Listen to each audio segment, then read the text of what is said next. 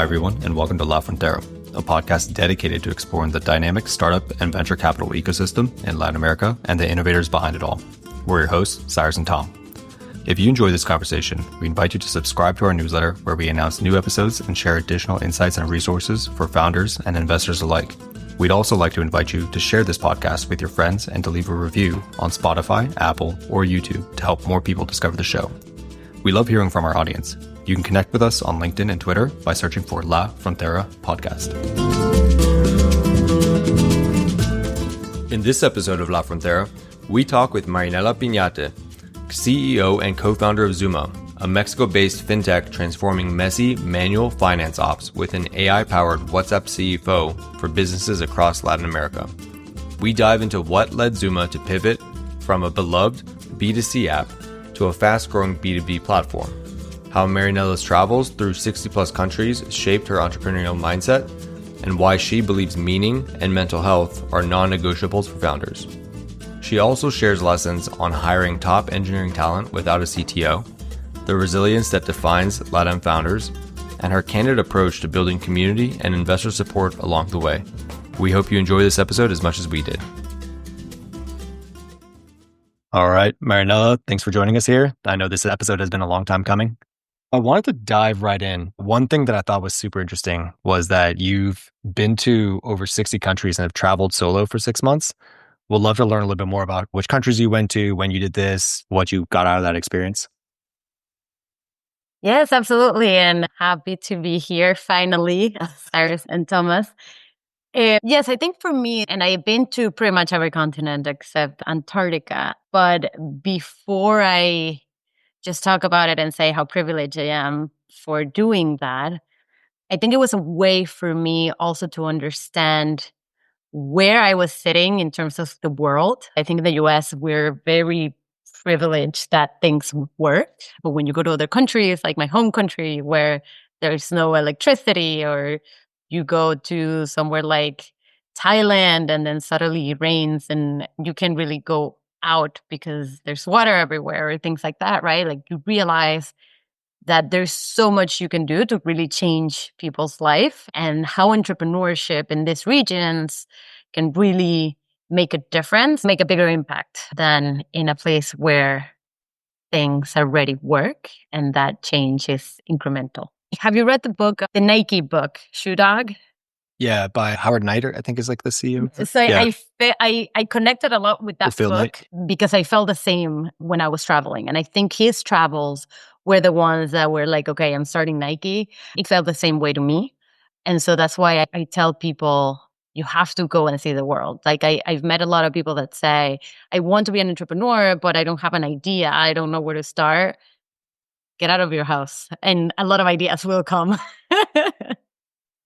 I think there's definitely something important there, because I think a lot of folks that travel, read more, experience life more, I think you end up seeing a lot of the problems around the world and you can see the opportunities more if you get out there. And to me, it's like they usually tell you solve a problem that you have, right? The truth is the people that have the most important problems, they don't have the resources to solve them.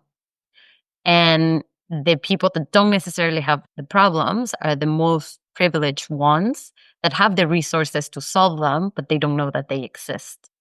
And so if you are that privileged person, it's good to get out of your comfort zone so that you can actually solve meaningful problems if that is something that drives you. A lot of those reflections you shared definitely remind me. I'm lucky enough to be having, like, the past 5 years, I've been traveling all over, a lot to Latin America, but just like outside the US. One thing I would say though is after going to Japan, I don't even know if I would consider the US a developed country. Like some places you go, you're like, hey, maybe we don't actually have this figured out. I agree. I was just there. But again, that helps you say, these people are doing this and it's working. We should bring it home. To me, the fact that Japan has vending machines in every corner, I think that's genius. I'm like, why don't we have that? Since you've been to like 60 plus countries, what would be like your top like 3 countries that you would go to again? Or what would you recommend folks go to? The truth is, everyone always asks me that question. Yeah. And I think for me, like every country has something very special, right? So it's very hard for me to think about what are the top 3 countries.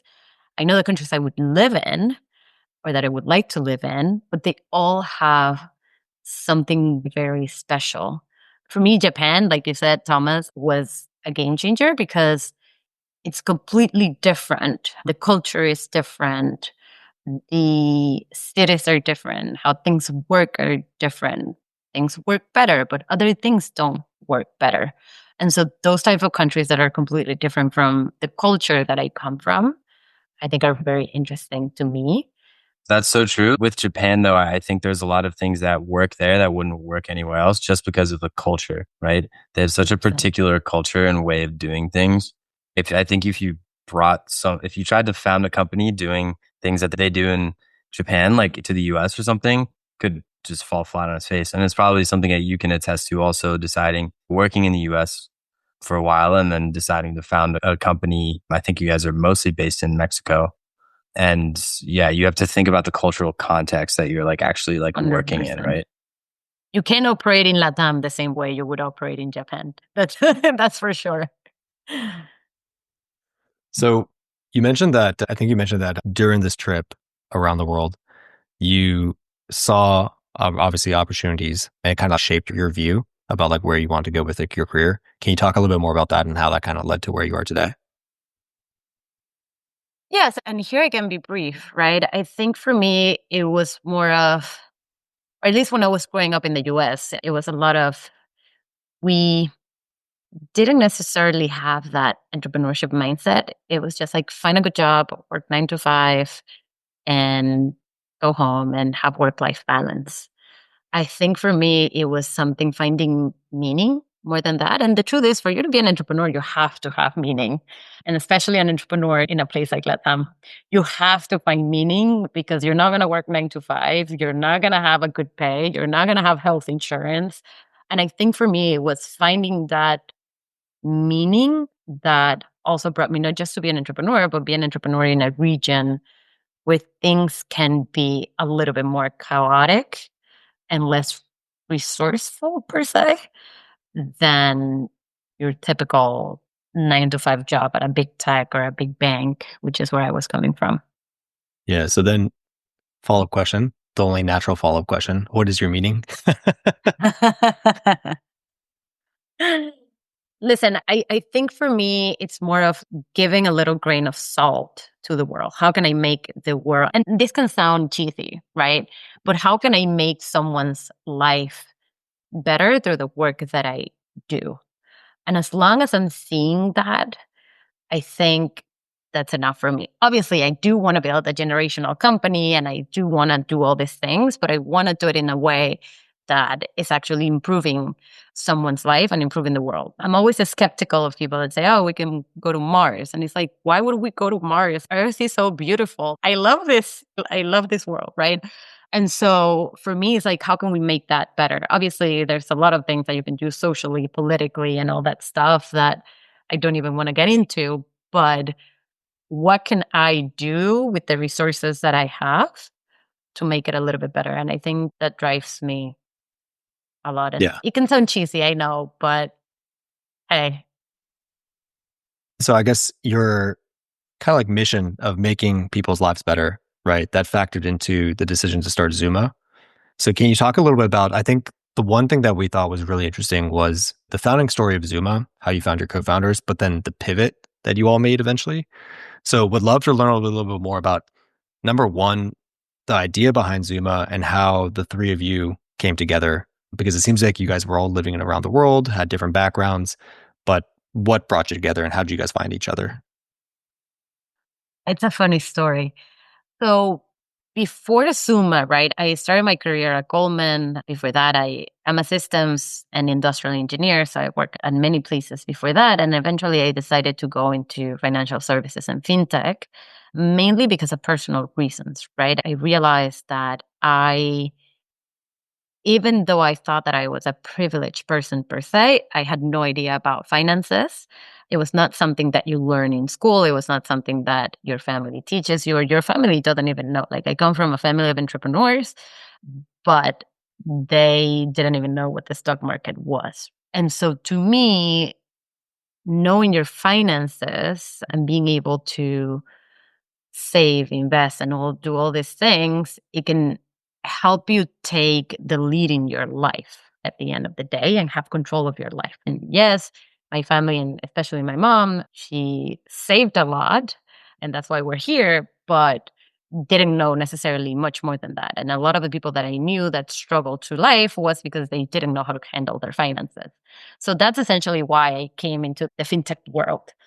After working in fintech, and the last startup that I worked with before I went to MIT to really start Zumma, focused in Latin America. And I realized that in Latin America, it was a cultural thing where people didn't talk about money or didn't have a lot of resources about money. And I saw the ecosystem very similar to the US 10 years before, where a lot of the fintech innovation started, right? And so I found that very intriguing, where I could innovate and make someone's life better. I knew how it should look like because of my experience.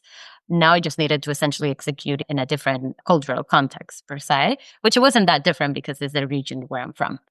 And so during my 2 years at MIT, that's what I was doing, right? A lot of research, talking to a lot of people, interviewing with a lot of people in the program, in the MBA program, wanted to be my co-founders, wanted to build something. But when BCG or McKinsey or Goldman came with $300,000 plus dollar offers, then startups and being a founder didn't seem as special anymore. And so in that search, I interviewed someone that introduced me to Danny, who is my second co-founder, who said, I know someone at LBS who literally asked me the same questions as you're asking me. You guys should talk. And then we talked. She was working with somebody else at LBS. I was working with somebody else at MIT. And we said we can either compete or do it together, or try to do it together. We still have a year left of the MBA. We can work together and see what happens. Somehow she ditched the person she was working with. I did the same.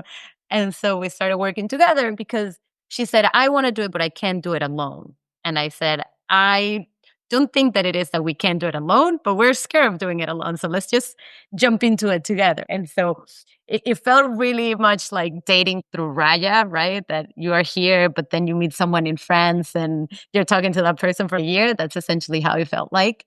And in that process, we also met Fernanda, who at the time was doing her first business and her first startup, which was also in financial services. And she was also a financial advisor, an influencer in social media. We said, help us understand the ecosystem even more. And she was already advising people and companies on how to manage their finances and making sure that their finances was not the reason why someone would go into bankrupt or a company would fail or things like that. And so the three of us started working together for about a year. And after realizing that a lot of our values, a lot of the things that drove us, a lot of our operational mentality was the same, we decided to meet in person. We met in person during Delta V, which is the MIT accelerator. They thought I was taller. I thought they were shorter. So that was funny. It's like how you meet that date afterwards and you're like, really? You don't, I thought differently because of the picture of how you look in the pictures and things like that. It was the same way. And then when we graduated, I decided to move to Mexico and things just went, I'm not going to say smoothly, because whoever tells you that a co-founder relationship goes smoothly, even if they're best friends, they're lying. But we were able to understand each other and work very seamless together. And I think that's all that matters in order to really grow a company. That's a really interesting story about how you guys met each other, for sure, and worked together like remotely. It's not conventional, that's for sure. Not conventional, but it seems to be working. That actually reminds me, I actually downloaded Raya the other day, and one of the first people I saw on it, I'm in Chicago right now. One of the first people I saw on it was Amelia Clark, who's in London. Yes, yeah. Unfortunately, she's not my type. Otherwise, maybe we could have had something. But yeah, it's amazing meeting someone who's like studying in like entirely like different country, coming together and creating a company. But not only that, like you realize you work so well together and had similar values, similar drives. You guys started something, but you also like underwent a pivot, right? So can you Maybe talk about how that process went, like why you decided to change what Zumma does and the conversations and how that worked amongst your like co-founders as well. Yes, I think that was one of the hardest conversations we've had. And long story short, for the obviously the people that will listen to us, we started Zumma as a personal financial co-pilot or manager. Essentially, you would put your income and expenses through WhatsApp. They would flow in through an app, and you would be able to manage your finances there. You also had Sumi, which essentially you could ask him any questions about your finances, and it would help you manage, control, and plan your finances for the better. Why we decided to do this? Because we realized that a lot of people, especially in Latin America, don't have the resources to manage their finances. If you want to uplift someone, the best thing to do it is through their finances. They don't necessarily need to be earning hundreds of thousands of dollars to essentially have a good life. And we saw that need. Okay. What happened in the process of having a very Duolingo like app? We realized that the willingness to pay of your consumer was not that high, but that's very normal in Latin America. Everyone who have done a consumer startup will tell you that. But more than that, we were having companies.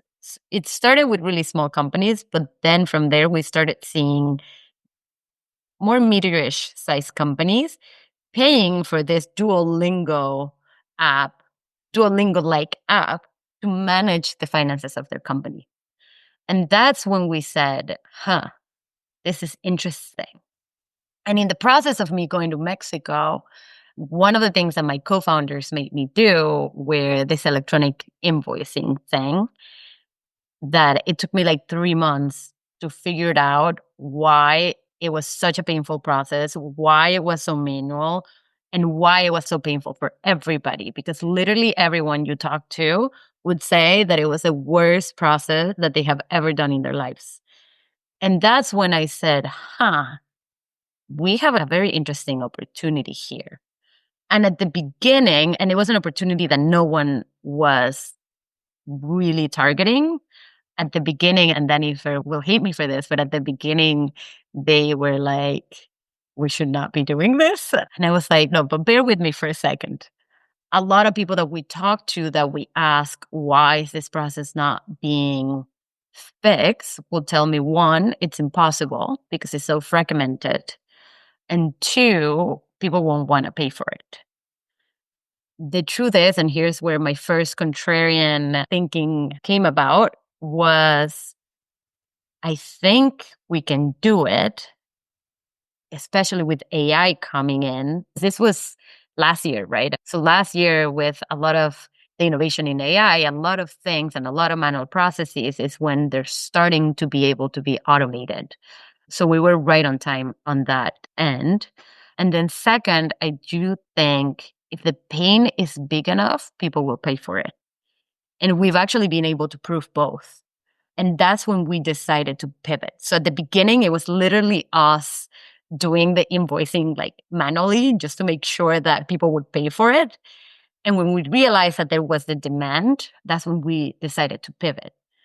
But now take this caveat. We were all in love with our B2C product and with our solution. We got up to 100,000 downloads. We had a almost 12% conversion rate, which was very high for a consumer app.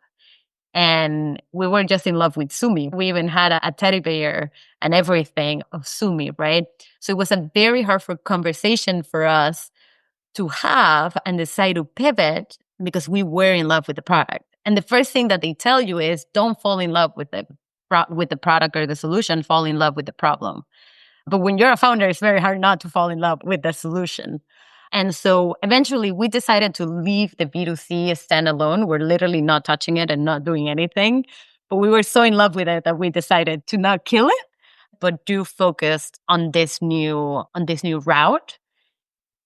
And it ended up being the best decision for us because otherwise we would have died probably. One thing that I want to make sure we clarify for some folks, facturas, since that's such a specific thing to like Mexico, Colombia. Can you explain real quick, like the SparkNotes version of what facturas are and what the process looks like in Mexico and why it's such a pain? Yes. Long story short, a factura or an electronic invoice is a piece of paper with a QR code that tells the government that you made this expense.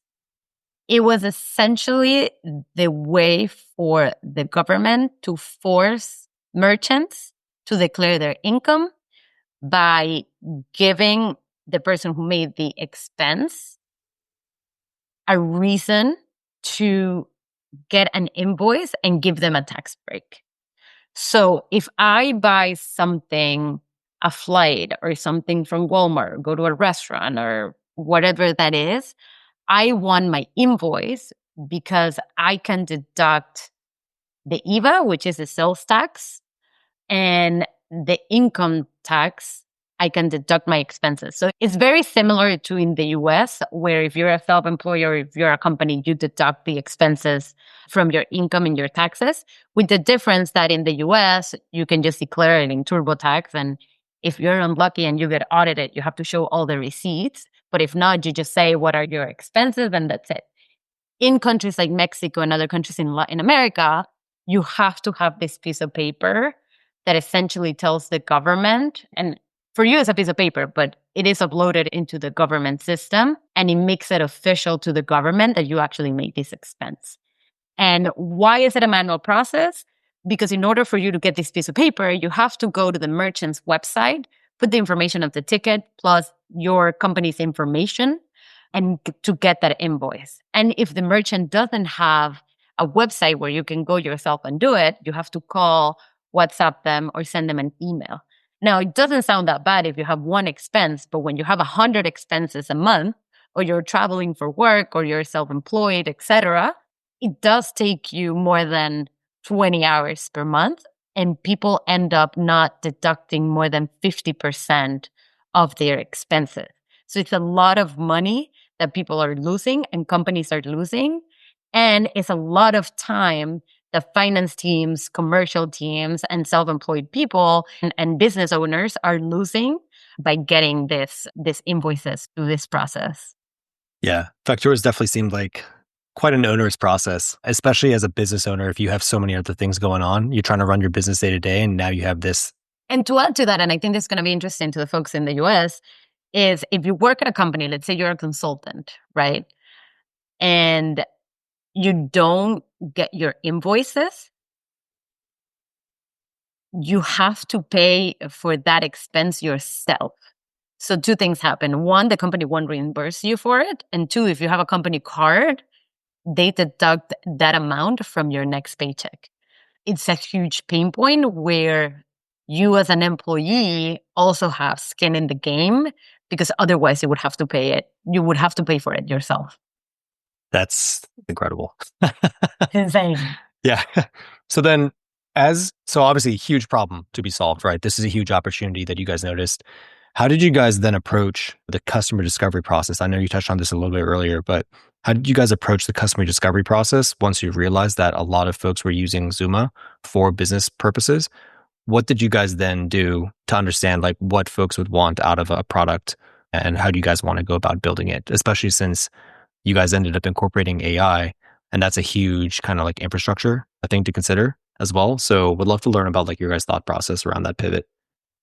And to be fair, in order for us to build this, we had to build the infrastructure because it didn't exist, right? And so one of the things that we knew early on, especially from our past experiences, was let's not build anything until we have conviction that this is something that really is a pain point and people really need and they will pay for. Because, and here is where the book, The Mom Test, comes in, which is first focus on the problem. Because when we were doing the first iteration of Zumma, like Zumma Consumer, a lot of the questions that we were asking were, if we build this, will you use it? And obviously, people would say yes. No one will tell you no. But if you focus on the problem, you make the questions more open-ended, right?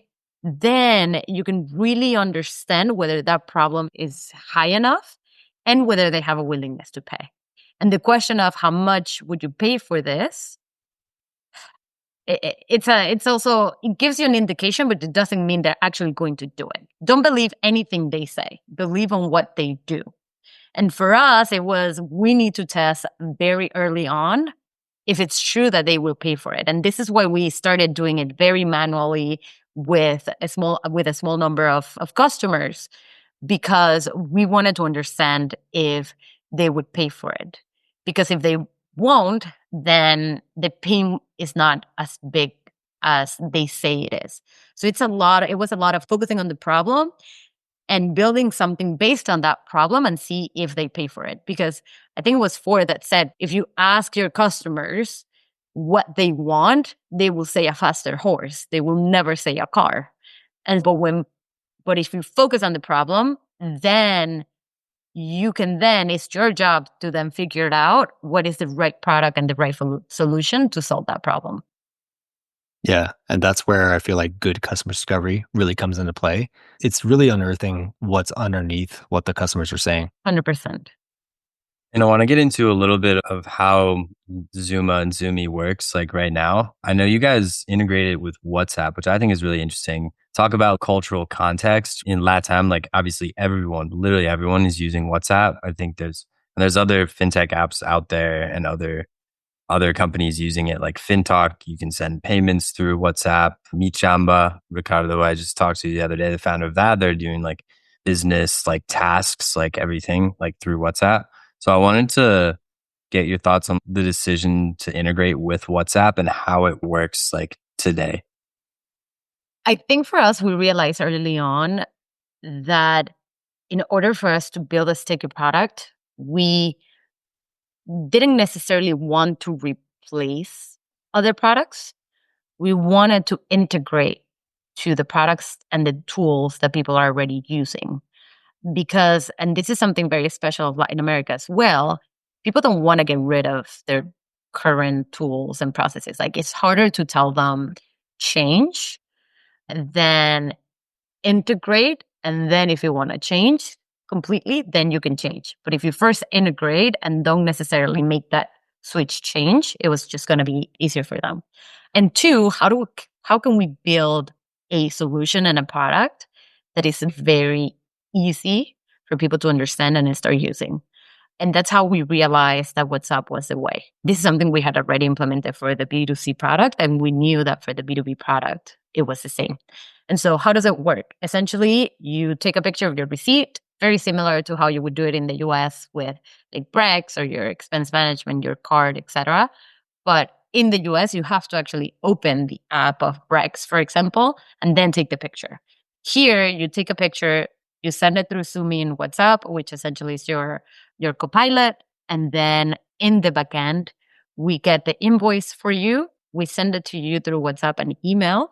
But we also have a dashboard that your finance team has access to, where they can manage all the company expenses, their invoices, the categorization and everything, so that they can then do reimbursements and do all these things. And that's if they want to use it. If they don't want to use it, we can also integrate with their ERPs, etc. No? And this is how it works right now. Really, our goal is to automate all the financial operations processes and tasks that are very manual, that are taking finance team and commercial teams very long time and manual work. We found that expense management takes a lot of time, not only the invoicing portion, but expense management as it is. And that's why we also decided to start here. So then with meeting customers where they are on WhatsApp, what did the onboarding process then look like with these customers? Because obviously you have a separate dashboard where all the invoices go. And obviously implementation is probably one of the few things that blocks startups from getting their revenue, right? And it can really make or break like happy customers.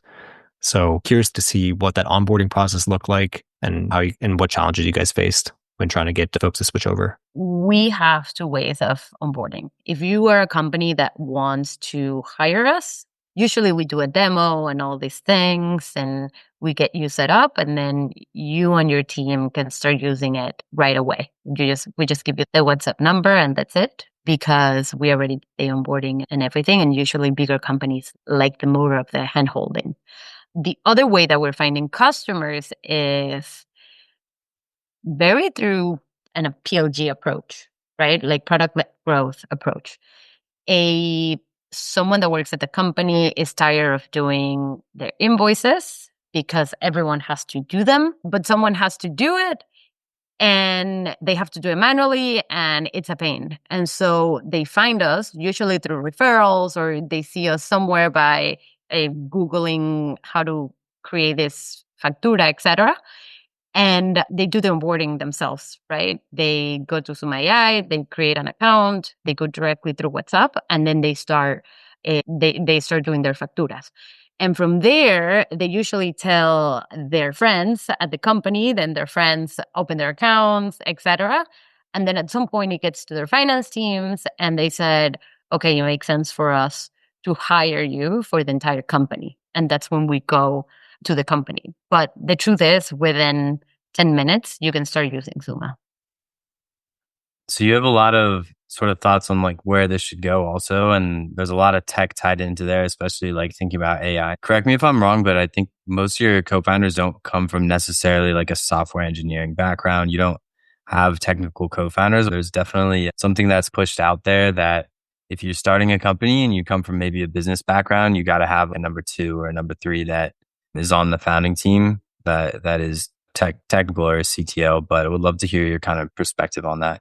I think for us, our situation was unique, right? Because when we decided that we wanted to do Zumma, and again, I'm a little technical because I'm a systems engineer. Daniel is a chemical engineer. So it's not like we are completely far removed from tech, but we're not necessarily coders, right? And a lot of the things that we keep hearing at the beginning was you need to find a technical co-founder. If you don't, you're not going to be able to build it and you're not going to be able to raise money. And the truth is, you don't necessarily, obviously it's better if you do have a technical co-founder, but I wouldn't stop doing a startup, especially if you're passionate about it, if you don't have a technical co-founder. As long as you understand product and you understand what you need to do in order to build your product and can build your initial MVP, and you can hire early engineers that, one, have skin in the game like you, 2, are as passionate as you. So they're not going to leave if they find a more shiny object somewhere else. And they're just great at what they do. And that's what we were able to find. We have a great head of engineering that has been with us since the beginning. And we have a great full stack and product engineer that has also been with us from the beginning, that they're both act as co-founders, right? But what's the difference? They want to be coding, right? They don't want to be doing a lot of the strategic things that as a co-founder you have to do. Obviously, they do have to talk to customers. They do have to be close to the product because they need to know what to build, right? But the truth is, do you need that technical co-founder? It's better if you do. There's a lot of great tech companies that have started without necessarily having a CTO who is a co-founder from the beginning. And that has been our case. We have been able to build an AI product with 2 amazing software and AI engineers that didn't necessarily started from day 0 as co-founders with us, but are founding engineers. Is it hard to find? Yes, absolutely. It's the hardest thing to find. But are they around? They are. You just have to look deep enough and being able to really see the talent where they are. Because a lot of the times I've seen is people are looking for MIT grads, super impressive resumes. And the truth is, to start a company, that's not necessarily what you need. You need someone that is really good software engineer, who is a hustler and who can learn on their own. Because a lot of the things that I have seen is a lot of people want to, one, be told what to do and how to do it and being handholded. And in order to be in a really early stage startup, you need to be able to find your way. Kind of the takeaways I see here is number one, you don't need a technical co-founder to build a great startup. I think you just need a great founding engineer or head of engineering, which is the way that you've thought about that. So then on that note of finding a great either founding engineer, head of engineering, et cetera, right? And you touched on hiring and how you hire for great people. We'd love to learn a little bit more about your process for identifying great talent, whether it's across LATAM, United States, whatever. We'd love to learn a little bit more about what you look for, whether it's like hustle, grit, et cetera. Yeah, I think for us is more one, do they have a cultural fit with the team? Two, do they show in any other areas of their lives that they have grit and that they can learn on their own? And three, what are they looking for? Are they looking for the shiny object, or are they really looking to build something great and will stick around when things don't go their way, right? Because chances are you're going to have to pivot. Chances are you're going to have to change something in your business. Chances are there's a time where it's going to be a roller coaster, right? We usually hear, oh, someone raised this much money. Oh, they're doing great. Oh, all these things. But when you really talk to them, you realize all the glass that they had to eat to get there. And that happens with your first engineers and your first hires. They have to be able to go through it with you. And you have to be able to see that when hiring. It's hard to see, but the signals are there. For my two engineers, my head of engineering and our senior product full stack engineer, one of the things that we saw was, and this is going to sound bad, but they didn't really have work-life balance or didn't care about work-life balance because their hobbies was coding. They was just happy like coding. My head of engineering literally built a Twitch, like a peer-to-peer Twitch on his free time because he was passionate about it. And the other one was building video games because he was passionate about it. And they were passionate about LATAM. They were passionate about also creating something that would be meaningful and going towards finance. They also worked together in the past. So that also gave me a good indication that they were a good team together. And they were in an early stage startup that eventually ended up failing. And so that gave me also the indications to say, okay, these guys can handle it. Versus if I probably hire someone from, I don't know, just to give an example, from like Google, I wouldn't necessarily know whether if we had to lower our salaries for some reason, if they were going to be able to handle that. These guys, I know they can handle it. And that's what makes them great. Yeah. So one thing that I really love that one of my former CEOs mentioned, Sid, he mentioned in the job descriptions, we're looking for someone who's mission delusional. And I love that. And it's funny because like when you first hear about that, you're like mission delusional, what the heck? But I ended up giving like a little bit of like a talk about what that meant. And I think if you boil it down, it's really like your personal values, your goals, your mission essentially align so closely with the company's that it doesn't really feel like work. It's just an extension of you. And I think that's what startups are looking for, right? Like you really just need someone where it's like they really believe truly to their core, like about the mission of the startup. Because it's going to be tough, right? Like you mentioned, there's going to be highs, there's going to be lows. Like sometimes there might be, hopefully this never happens to Zumma, but I've heard stories where like other startups have pretty much like they've been close to running out of cash. So they've had to freeze salaries for a little bit or lower it while they've been running out and raising money.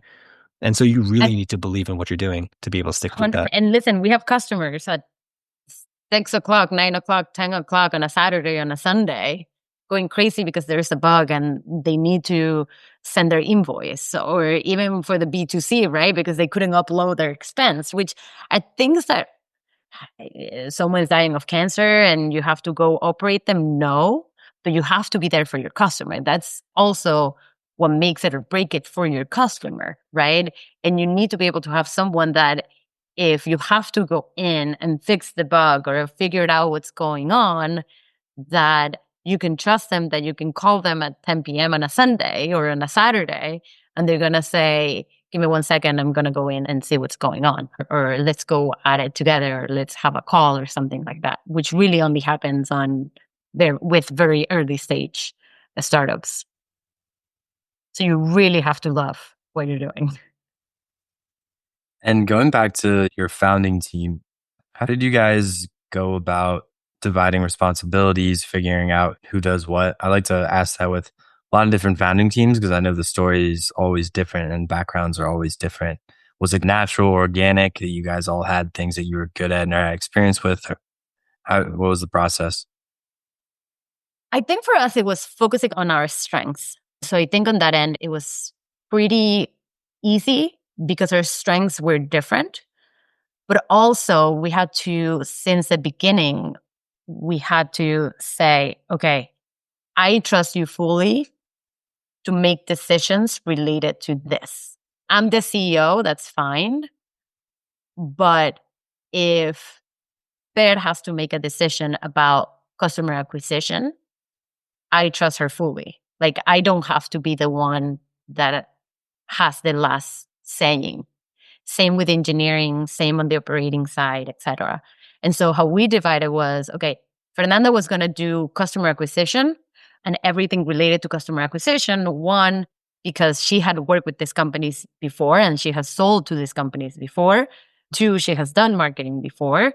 So she knew what we needed to do and how to approach different things. She's also the best one at communicating and getting our communication across the best way as possible. So we as a team, we trust her fully on that sense, right? She can come to us and say, hey, I have this doubt. I don't know if I should do this or this. And we gave her our opinions. But at the end of the day, she's the one that makes the last decision. Dani is a machine operating, right? And she was a banker. So everything that has to do with our P&L, finances, accounts payables, receivables, etc., she does, right? She's also we call her the factura master, right? Because she was the one who had to do the invoices for her entire company previously, right? So everything that has to do with that operationally, she handles, and she's the one that makes those decisions. I do more of the product and the strategy because that's where my background is. And I'm the one that has the last saying on that end. And then obviously Roy has the last saying on what tech stack should we be using? Where should we go? Obviously I go in and I'm like, by my prior experience, we use this and it worked, etc. And maybe this doesn't necessarily make sense if we're going to scale and so forth. But he's the one that at the end of the day makes the decision. And I trust him fully that he's making the best decision for Zumma. Why? Because I am a big believer in the startup world that democracy doesn't work. So you have to be able to have some sort of dictatorship, but giving ownership to the people that essentially are the ones that know the most about certain areas. Maybe not dictatorship, but I want to paint you in a better light. Not Nella the dictator. Yeah, it's interesting. Someone from Venezuela. That's true. That's true. And listen, being Venezuelan, I hate dictatorship, but I can also say that democracy makes things harder and slower. Makes it harder and slower. So call it whatever you want. But I feel like what you're saying is it's the visionary leader, right? Like you need that one person who's like that visionary leader that will amp everyone up and help everyone kind of stay excited about building and moving forward and keep everyone accountable for what they owe to the rest of the team. So I think that's like how it is. Like you do need one person at the helm, kind of like to drive everything and lead everyone. I would say one person, because that's the difference also between a real dictatorship, right? Because I could say that if Fer, and I'm giving the example of Fer, who with my other co-founder and doing customer acquisition, but if she says, I think the best thing for us is to go and pursue this channel, this customer acquisition channel, and I don't agree, we're going to do it her way, right? Because she's the owner of that and she doesn't need to wait for me to be in sync or not. If it doesn't work, then we pivot and we say, oh, okay, it didn't work. And I probably will say, I told you, but we move on, right? And so I think that's a difference, that for you to move faster, you have to be able to give that person full authority to make the decision and move forward to it. And you can't have everyone agree on anything because you won't be able to move. If there's anything I've learned from running a business with two other partners, it's that you really need to carve out each person's area and their niche and give them full ownership of that. Because if you try to get one person's approval or even try to run it past everyone, like all the co-founders, and vote on it, you're going to essentially run into bottlenecks here and there, and that's going to slow you down. And there's no reason to have that kind of bureaucracy at such a small and fast moving company. So 100%, everyone needs to have ownership over their own areas and be empowered to make decisions in the benefit of the company. I was curious then, talking about decision making, whose decision was it to go on Shark Tank Mexico? I would love to learn more about that. Not mine, that's for sure. Not mine. I was totally against it. It was fair, right? It was Fernanda. Surprised the marketing genius decides to go on Shark Tank. Exactly.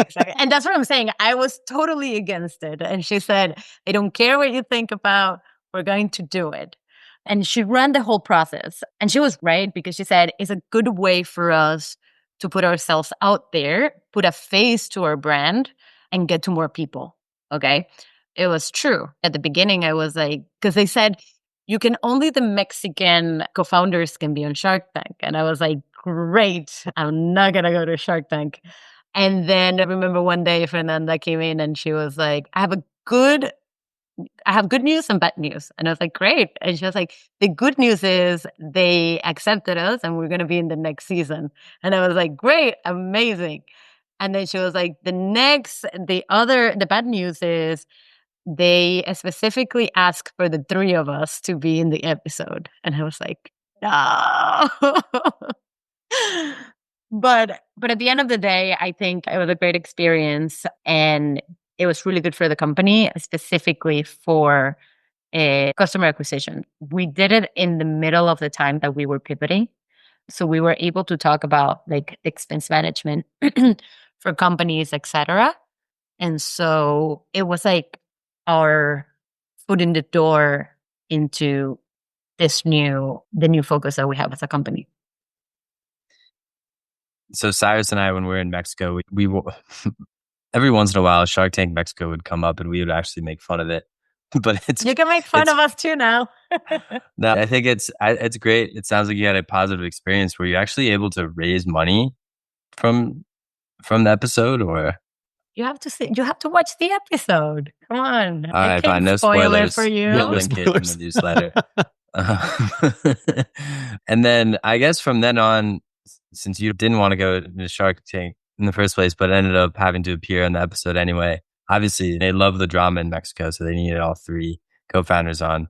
Was that when you decided, all right, I'm handling fundraising from now on? Because you mentioned that you got stuck with fundraising, but would love to hear your early kind of experiences with that, anything, challenges you faced, and I don't know, just the process of learning how to do that and approaching investors. I think from the beginning that we ended up setting up the roles, that was when, okay, if you're gonna be the CEO, right, you have to handle everything that has to do with fundraising, because that's essentially the role of the CEO. And that's a part of the job that I love the least. For us, it has been interesting. We've only done one round for our last product. And with that, we've been able to test the first product, pivot, build the second product, and grow it. So we've been very efficient with our resources, which is something that, especially being in LATAM, and we can talk a little bit more about this, but especially being in LATAM, you have to learn very early on that you have to be way more efficient with your resources in order to make your startup work. I think a lot of founders in LATAM, and this is like the impetus for why we decided to build La Frontera, but a lot of founders have trouble raising money from US-based investors, and they have a lot of questions about the value of different accelerators. And I remember we were talking with Israel from Startup Links, and he was talking about how they help founders get ready to fundraise, especially if they don't have those networks or that experience. I think that you're in this unique position where you're born in South America, you went to do your MBA in the United States, you ended up building a company in Mexico City, you went through an accelerator in the United States, Techstars. So I feel like you've lived all these unique experiences, and I feel like you have a lot that you've learned since you've also raised money from the United States as well, VCs in the United States. Shout out to Outside VC and Ethan Austin, who actually ended up bringing us together. So would love to learn more about your thoughts of how you prepared to fundraise, your decision to go into an accelerator program, and how that prepared you. And we can take it from there. Yeah, absolutely. And shameless plug here, Ethan is our angel because he believed in us when we had no idea what we were doing. And that's where the accelerators come in, right? Because when you're a first-time founder and you don't necessarily have the network, you don't only have the challenge of building the company and building your dream and putting a team together and actually executing. You have the challenge of getting the people around you excited about what you're building, not only to hire, but also to raise money. Because the truth is, money is a means, it's not the end goal, it's the means to build your goal, right? And to build something meaningful. And in our case, our goal of building a generational company that really changes people's lives, right? Or at least make them better. And that's the hardest thing to do because you have it in your mind and you're excited about it. But how you communicate it out there, it's a completely different game. And what the VCs want might be completely different from what you want, or not necessarily completely different from what you want, but how they see it is completely different, right? Because in their mind, is this company going to be a unicorn? And if so, can I have a big exit and can they return my fund? As an operator, what I'm thinking is, how much money do I need to make this work? I'm not necessarily thinking about, am I going to return someone's fund? And I think that's the difference between the founders that are successful at fundraising versus the ones that struggle a little bit more, which is you have to put yourself in the position of the VC, which to be fair, at the beginning, we didn't even know how to do that. And I think that's what makes all the difference. And so to us, it did make sense. You mentioned Techstars. For us, it did make sense to go to Techstars to really learn and understand this process and also to get that seal of approval, right? Because if I'm a VC, I'm not going to just invest in anyone that I don't know what they're going to do with my money, whether they're going to build it or not. I'm going to invest in someone that has that seal of approval that someone else has believed on and that we know that they can build something. And when you are in Latin America, which is even harder because you're more constrained, there's less capital coming along, less investors in the region, but also less investors in the US that are willing to put their money in Latin America, then that also makes it very hard. Now, if you were telling me that we were building Zumma in 2020, 2021, when it was more abundant, then yes. But 2023, 2024, that's a completely different story. But that's also what made us have to be more efficient with our resources and think a little bit more about our unit economics, which we wouldn't have otherwise. I just want to summarize real quick what you mentioned. So I love the point that you mentioned about money is just the means to achieve your goal. Like raising money is not the goal itself. I feel like too many founders do make that fundraising process like the goal itself, raising from like top-notch VCs a large amount and at a high valuation when they lose sight of the ultimate goal, which is building what they had set out to do. So I love that. And I think what you mentioned about putting yourself in the position of the VC is so incredibly important. We were talking with someone else about this recently. But there's a reason why so many former VCs are so successful with raising funds or raising money for their startups when they decide to build something is because they understand how folks think. So they know how to approach the fundraise and they have that deep network as well from working in VC. So I'm glad that Techstars was really helpful to give you guys that support.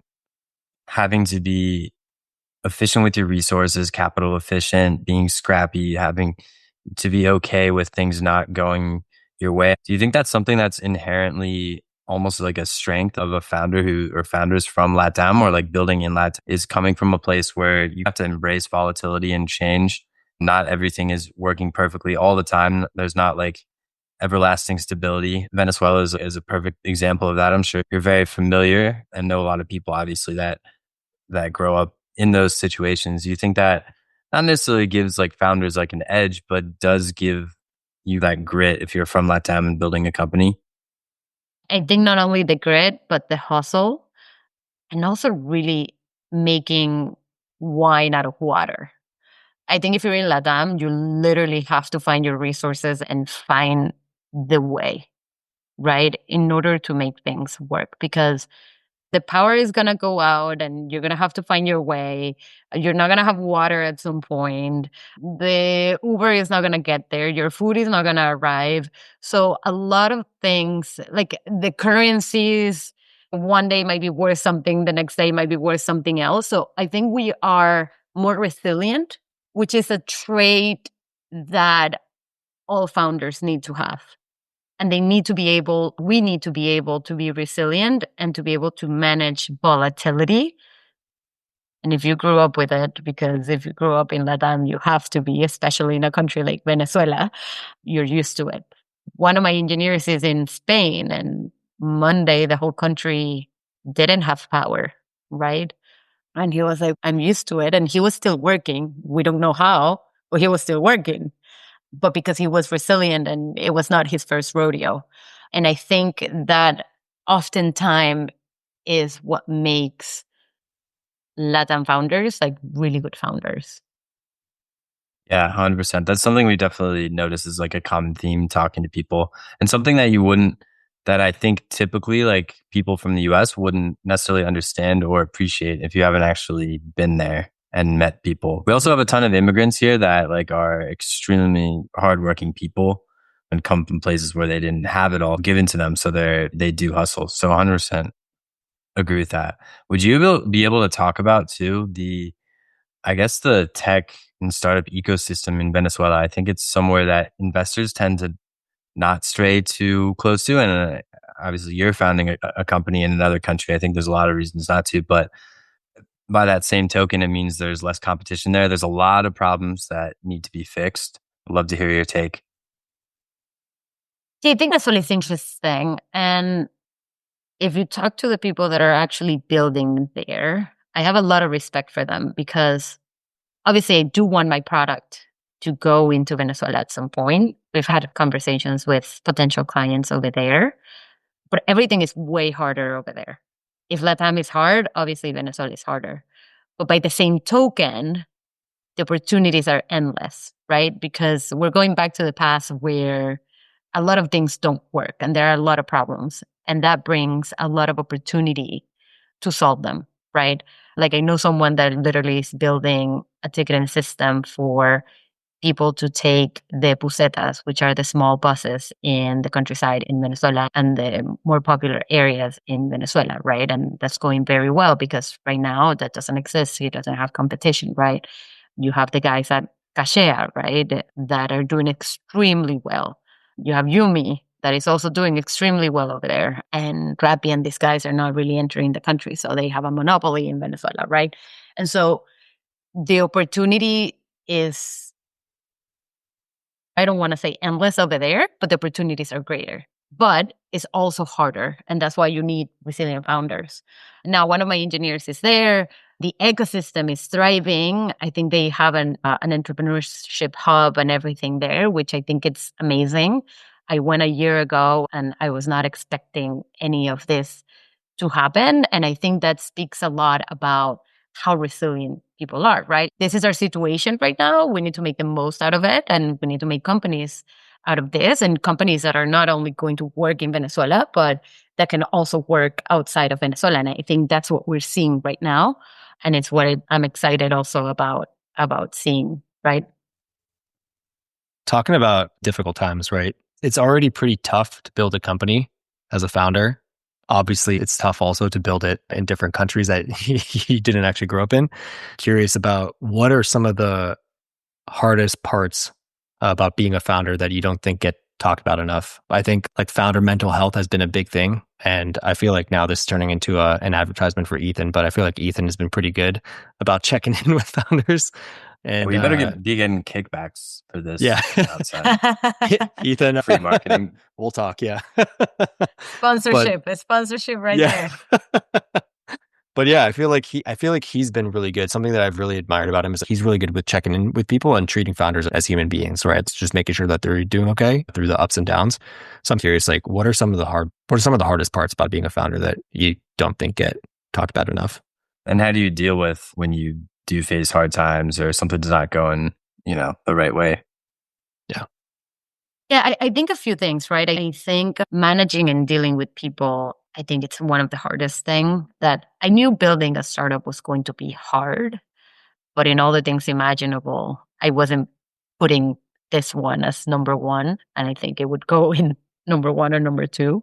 But I also think personally, it's also being able to voice out when you're almost feeling burned out and being able to at least take a day to reflect back and really take yourself out of the operations.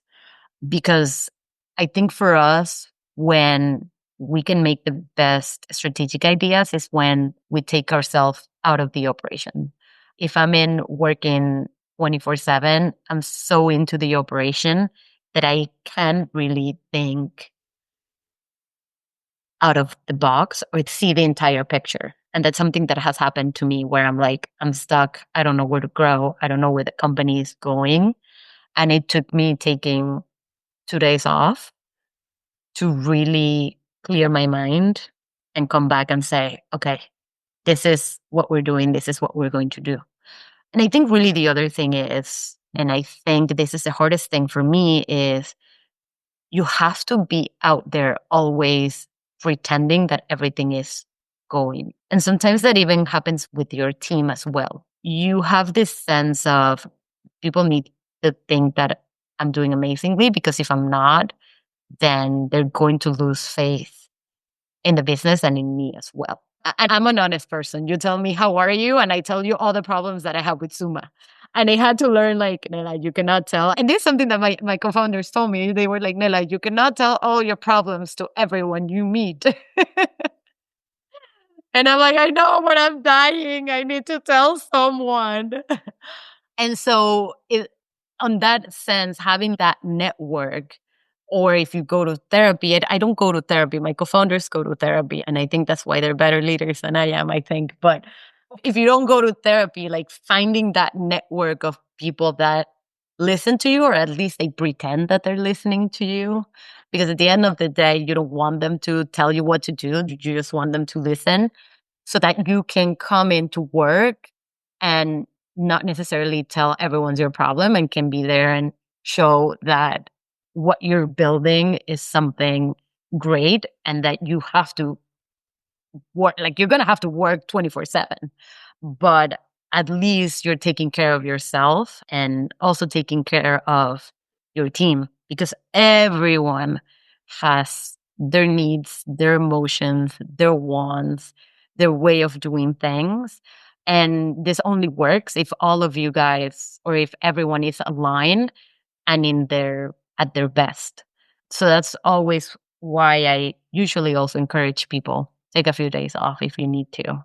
Because as entrepreneurs and as a startup operators, etc., we're always told you have to be working 24/7. You need to be on the move, fast, execute. But you do need that time so that you can actually come back and really execute the same way and not go on autopilot. Because when you go on autopilot, that's when your creativity shuts down. And to build a startup, you do need a lot of creativity. Let me tell you that. Thank you for sharing that. I think that's helpful for all aspiring or actual founders to hear some of the ways you deal with this, with all that stress. New business idea, an AI therapist for founders, specifically for founders. I'll be raising my pre-seed in a few weeks now. So I think in terms of asking for help, because I think that's also a big thing. I think you mentioned that you're a big fan of sending regular updates. And I've had the pleasure of seeing a couple different folks send updates, including your guys' updates. And big fan of when like founders send updates because number one, it's me personally, I love reading every single update that founders send me. And just because it's interesting to see where they're at, but also it gives us the opportunity, whether like you're an investor, a friend, family member, et cetera, to see where you can pitch in and help. Because I love it when like founders include like an ask section, right? So how have you leveraged updates, like regular updates to stakeholders, and how have they benefited you guys as a company or even as founders? So the first thing I want to say, I don't know if it's because I'm a woman or if it's because I'm a Latin woman, a Latin American woman. I don't know what it is, but it's very hard for me to ask for help. Very hard for me. And one of the things that Danny tells me a lot is usually bother people. It doesn't matter if they don't respond one time, go and talk to them 50 times and go ask for help 50 times. And I'm like, but I already asked once. I don't want to be that person. Hey, help me. Like, I feel that I should have everything figured out. And one of the things that these updates allow me to do is to have like a more recurrent relationship with the people that are interested in Zumma and the people that are interested in helping Zumma. But at the same time, it helps us as a company be accountable and reflect back on what we have accomplished. Because if one month I send an update that says we have this pipeline, and next month I have the same pipeline and it hasn't moved around, I'm like, okay, what did I do this month? I was busy the entire time, but what was I really doing? So it helps the team really be accountable. At the same time, it helps the people that are excited about Zumma, someone that wanted, because the truth is, if they are in your updates, it's because they have some sort of interest. They can invest, they might not invest, or they just want to be advice, like informal advisors or just friends. But at the end of the day, they can just help with intros or hiring or product or go to market or just introducing you to someone that will help you achieve whatever that is that you want to achieve. At the end of the day, it takes a village. And if you can bring those people in to help you, I think it's going to make things even better. And it's funny because one time I didn't send that update for 3 months when we were in the pivoting phase. And someone was like, is everything okay? We haven't heard from you. Are you guys still alive? And we were like, yes, we're just pivoting. That's actually really funny because there was a founder I met one time and he mentioned he sends updates regularly on the first of the month. And he was like, if I don't send an update, I'm probably dead. So he's like, I religiously send updates like at the first of the month usually, or like the next day after. But so if you don't see something, you should be worried. I'm not that disciplined. I don't do it the first day of the month, but I try to do it every month. And I think we do have one last question for you, which is related to, you mentioned me pica el culo. Is this a vaina? That was supposed to be funny, but yes. Let's learn a little. Can you explain for our guests, like, what does that mean? Like the saying from Venezuela? So it's a saying that we have that is not PG. Yeah. So bear with me here. It's okay. It's not a PG podcast. No. But Spanish saying that's not PG. No way. Exactly. So in Spanish in English, it translates to literal translation, my ass itches. And essentially it is someone that can't stay still, someone that has to be in the move or someone that has to be doing something all the time. And it's one of the phrases that I have been using, one, to hire, but two, when I talk about founders too, because a common thread that I see between good hires in startups and in founders essentially is that they're hustlers. At the end of the day, it's hustling. And so I usually say, so does that person le pica el culo or no? Meaning, are they hustlers or no? Do they want to do something with their life or no? And I think it's also like a thread that if you think about the Zumma team, it's something that we all have in common, right? We need to build something great and we need to be doing something like what's next. We need to be doing things. And I think that's something that is something that you really need as a founder and as someone that will go into an early stage startup, especially in hiring. When you see people, okay, can they do the job or not? Is that person going to go above and beyond? Not because of me, not because of the startup, but because they intrinsically have that as part of their personality. ¿Les pica el culo o no? It's like as simple as that. And I think it helps you filter it, and it's a trick. And it's something that I also use when talking to Danny and Fer, like when working together as co-founders. It was like, do they have that trait? Yes or no? And if they do, we're going to be a great team. If they don't, it's not going to work out. And they did. So here we are. I'm trying to imagine you interviewing someone and that being the first question. Just seeing what the response is. You could probably get a good sense of what their vibe is from that response. That's true. I haven't asked it as straightforward as that. Maybe I should. Do you typically ask, do you use preparation H or? I had to think through that one. Yeah, so that's like a big brain joke. It took me a while. But no, and we'll end not on yet. I think we can end here.